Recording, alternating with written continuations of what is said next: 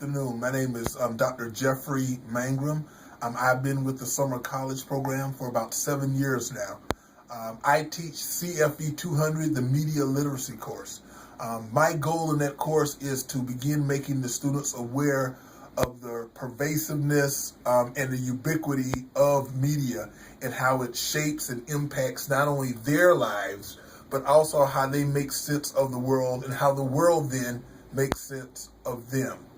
We do that by, I have that students actually watch movies. We watch movies and we critique, dissect, and make sense of those movies. More importantly, we're interested in what is the narrative of the movie, meaning how does the movie frame various situations? How does the movie frame race? How does it frame beauty?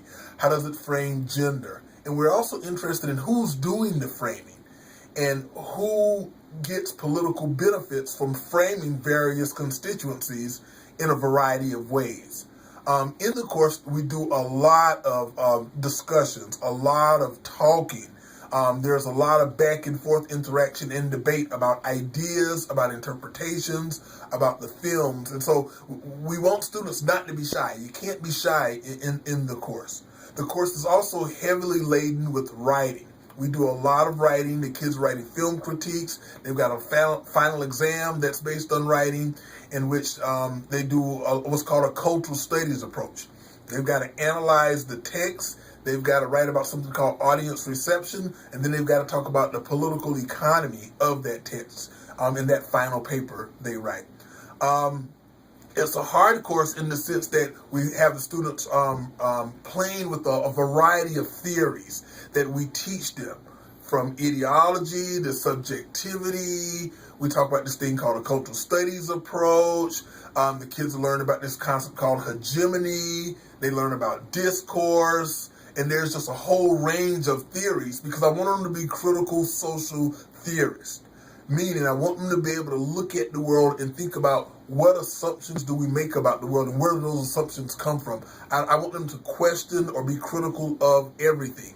And when I say everything, I mean everything. So that's the CFE 200. The second course the students takes is Writing 104. And that's our freshman writing seminar for students here at Syracuse University. In fact, my course also is for freshmen and sophomores at Syracuse University. So both of the courses are geared for freshmen or sophomores at Syracuse University. So in the Writing 104 course, the students are going to have some type of a theme that during the 6 weeks they're going to be writing about. They're going to be reading a whole array of articles, and they're going to be writing in a variety of genres about those articles. In the past, some of the themes have been on urban education, some have been on media and popular culture, some have been on the urban centers, some have been on cities.